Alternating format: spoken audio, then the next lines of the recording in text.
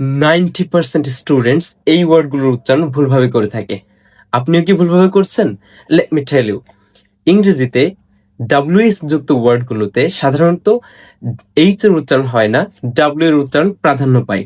যেমন what, when, where, why, etcetera. এখানে what, when, where, why, no. What, when, where, why, এভাবে উচ্চারণটা হয়। নিয়মটা কি?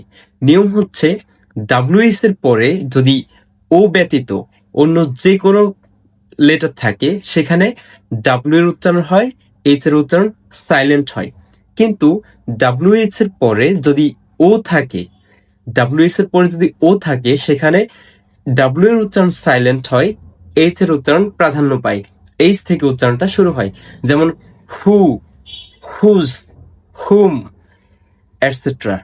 হোল হতে পারে অ্যানাদার ওয়ার্ড।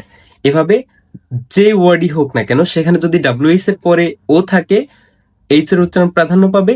ও ব্যতীত ডাব্লিউএস এর পরে যে লেটারই বসুক সেখানে ডাব্লিউ এর উচ্চারণ প্রাধান্য পাবে, এইচ এর উচ্চারণ হবে না। এরকম আরো ইংলিশ শিখতে ফলো দিয়ে সাথেই থাকুন।